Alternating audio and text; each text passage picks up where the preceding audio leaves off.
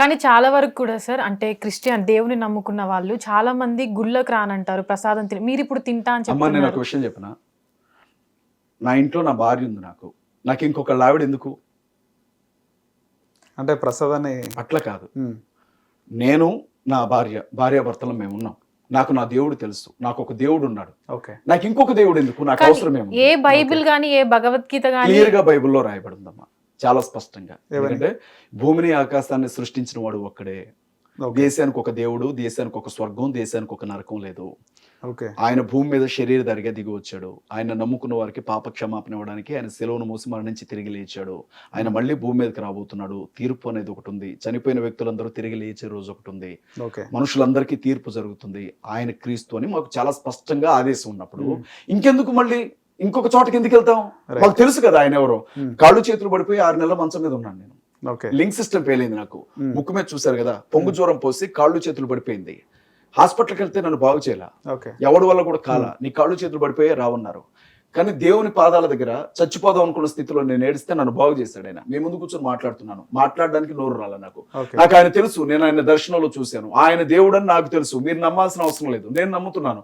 నాకు ఆయన ఎవరో తెలిసిన తర్వాత నాకు ఇంకోళ్ళతో పనే ఉంది. నాకు అవసరమే ఉంది. నీ క్లారిటీ లేదు కాబట్టి 10 మంది దగ్గరికి వెళ్తున్నావు. నాకు క్లారిటీ ఉంది కాబట్టి నేను ఎక్కడికి వెళ్ళాలని చెప్తున్నాను. ఓకే. నార్మల్ గా ఈ దేశం సెక్యులర్ దేశం, అవును, అన్ని మతాలు ఈక్వల్ అని. అవును, నేను గౌరవిస్తున్నాను. మేము కూడా ముందు చెప్పినట్టు ఆయన ముస్లిమ్స్ లో క్రిస్టియన్స్ లో ఫ్రెండ్స్ ఉంటారు, వెళ్తూ ఉంటాం. ఇవన్నీ కూడా అంటే వాళ్ళ దేవుడు కూడా మస్జిద్ అన్నా కూడా లేకపోతే చర్చ్ కనబడ్డ కూడా మనదేలే అనే ఫీలింగ్ లో ఉంటాం. కానీ వేరే క్రిస్టియన్స్ మిమ్మల్ని అంటున్నాను కాదు, వేరే అంటే హిందూ దేవుళ్ళు రాక్షసులని, ముస్లిమ్స్ కూడా అంతే హిందూ దేవుళ్ళు రాక్షసులు అనే విధంగా ఫీలింగ్ తో ఉంటారు. ఎందుకు మీ మతాలు ఆ విధంగా ఎందుకు ప్రేరేపించబడతాయి? ఇక్కడ సమస్య ఏంటంటే ఇప్పుడు భారతదేశపు దేవుడు ఎవరు? నేను అడిగిన దానికి సమాధానం చెప్పండి.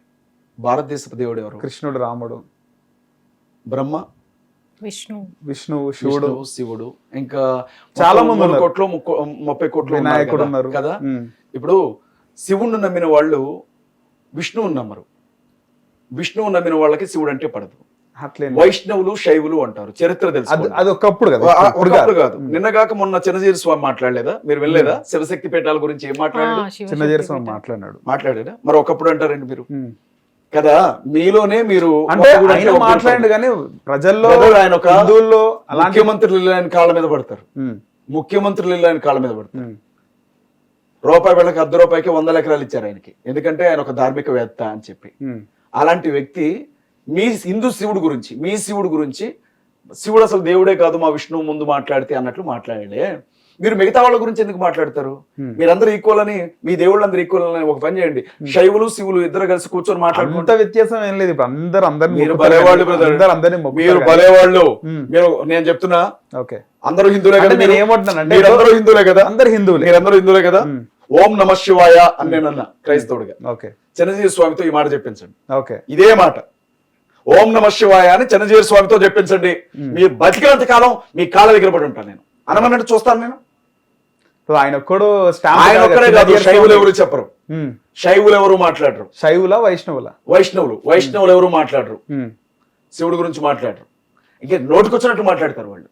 ఇప్పుడు నేనేమంటానంటే దేశానికి ఒక దేవుడు, ఏరియాకి ఒక పరలోకం, నరకం. హిందూ దేవుళ్ళ కోసం మీ బైబుల్లో ఉంటది కదా ఒక్కడే దేవుడు. హిందూ దేవుళ్ళ గురించి కాదు. మీ బైబుల్లో ఏమైనా ఉంటుందా? ఒక విషయం చెప్తాను.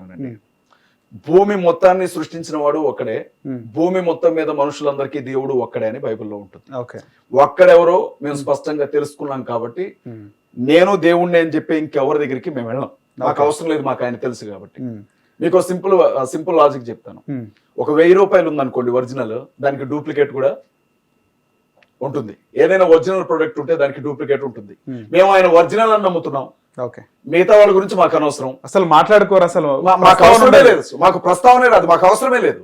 అలాంటప్పుడు మత మార్పిడి ఎందుకు జరుగుతుంది? మత మార్పిడి కాదు. అంటే మామూలుగా మనం చూస్తుంటాం చాలా వరకు 100 గజాలు 50,000కి ఇస్తున్నారు అనుకో. 100 గజాలు మీరు వెంటనే కొంటారు. జూబ్లీస్ లో ఒక 100 గజాలు 50,000కి ఇస్తున్నారంటే వెంటనే కొంటారు. వెంటనే మీరు ఏం చేస్తారు తెలుసా? మీరు లవ్ చేసే అమ్మాయికో, మీ భార్యకో, మీ భార్య తరపు బంధువులకు, మీ వాళ్ళకో చెప్పేస్తారు, అరే 50,000 తొందరగా కొనేసేయండి. అలాగే మనిషి చనిపోయిన తర్వాత ఆత్మకు అది ముగింపు కాదు, ఖచ్చితంగా ఆత్మ మళ్ళీ తిరిగి భూమి మీదకి వస్తుంది, శవంలో పడుతుంది, శవం తిరిగి లెగుస్తుంది. ఓకే. దేవునికి మనిషికి దేవుడిచ్చిన ఆయుష్కాలానికి మనిషి లెక్క చెప్పాలి దేవునికి. ఆ రోజు రక్షణ పొందకుండా పాప క్షమాపణ లేకుండా చనిపోయిన వాడు ఎప్పుడు వారిని అగ్నిగుండంలోనికి వెళ్లాల్సి ఉంటుంది అన్న విషయం మాకు తెలుసు. కాబట్టి ప్రమాదంలో ఉన్నారు, ఆత్మ ప్రమాదంలో ఉంది, వీళ్ళు రక్షణ పొందాలి అని మేము చెబుతాం. అదే మంచి వార్త. మేము చెప్పేది మాకు తెలిసిన మంచి మేము చెప్తాం. మీకు ఇష్టం లేదు, రాముడి గురించి తెలిసిన మంచి ఏమైనా ఉంటే నాకు చెప్పండి, నేను వింటా. విష్ణువు గురించి ఏదైనా మంచి ఉందా చెప్పండి. నమ్మరు కదా ఎట్లా చెప్పిన మీరు అరే చెప్పడం మీ బాధ్యత కదా. నేను నమ్మానా లేదా తర్వాత సంగతి. మా బైబిల్ ఏం చెప్తుంది, ఇది మీరు భూలోకం మొత్తానికి చెప్పండి అని బైబిల్ చెప్పిన తర్వాత ఇంకెందుకు. మీరు ఎంతవరకు ఎంతమందిని మార్చినారు? నేను ఎవరిని మారాల, దేవుని వాక్యం చెప్పాను. దేవుడే మార్చాలి ఎవరినైనా మారిస్తే. ఎవ్వడు కూడా ఎవరిని మార్చలేడు. నా జీవితం అంతా కష్టపడ్డా మిమ్మల్ని మార్చలేను నేను. మీ జీవితం అంతా కష్టపడ్డా నన్ను మార్చలేదు. యాక్చువల్గా నేను కూడా చర్చికి వెళ్ళినాను. కానీ వినండి, చెప్తాను వినండి ఒక విషయం. దేవుడు అనుకుంటే మాత్రమే, బైబిల్లో ఒక మాట ఉంటుంది, మీకు తెలియదు అయినా నేను చెప్తున్నా, నా తండ్రి ఆకర్షిస్తేనే తప్ప ఎవరినూ నా యొద్దకు రాడు అంటాడు యేసుక్రీస్తు ప్రభు. ఎవరైనా నా దగ్గరికి వచ్చి మారు మనసు పొందాలి అంటే మా నాన్న వాడిని ఆకర్షించాలి అని అంటాడు. ఎవడు పడితే వాళ్ళు రాలేరు, అక్కడికి వచ్చినా నిలబడలేరు. కొంతమందికి ఆయన అంటాడు, కళ్ళారా చూస్తారు, చెవులారా వింటారు, నోరారా మాట్లాడతారు, కానీ హృదయాలు గ్రహించవు, వాళ్ళు వెనక్కి తిరిగి వెళ్ళిపోతారు అన్నాడు. ఎవరు అనేది ఆయన నిర్ణయిస్తాడు. రక్షణ పొందడం అంటే అంత తేలికైన విషయం ఏం కాదు. మెడలో సిలువ వేసుకుని ఇంటి మీద సిలువ గుర్తు పెట్టుకున్న వాళ్ళందరూ పరలోకానికి ఏం పోరు. నేను క్రైస్తవుని చెప్పుకున్న ప్రతి ఒక్కడు పరలోకానికి ఏం వెళ్ళడు. నేను పాస్టర్ అని చెప్పుకున్న ప్రతి ఒక్కడు పరలోకానికి ఏం వెళ్ళడు. క్రీస్తు చెప్పిన ప్రకారంగా బ్రతికిన వాడు, ఆయన ముందు నిలవగలిగిన వాడు మాత్రమే పరలోకానికి వెళ్తాడు. కాబట్టి ఆ లెక్క వేరుంటది. మీరు చర్చికి వెళ్ళి వచ్చినంత మాత్రాన్ని మీరు మారాలని రూల్ ఏం లేదు. అక్కడ చర్చికి వెళ్ళినప్పుడు ఏమైందంటే, న్యూ ఇయర్ అప్పుడు చర్చికి వెళ్తుంటే అక్కడ ఏం మాట్లాడుతున్నారు ఆ రోజు మధ్యాహ్నం, జనవరి 1 రోజు, అంటే ఈ సంవత్సరం ఇంత మందిని మార్చినాము, నెక్స్ట్ ఇయర్ వరకు కొన్ని వేల మందిని మార్చాలి అని చెప్పేసి వాళ్ళు మాట్లాడితే నాకు నచ్చలేదు.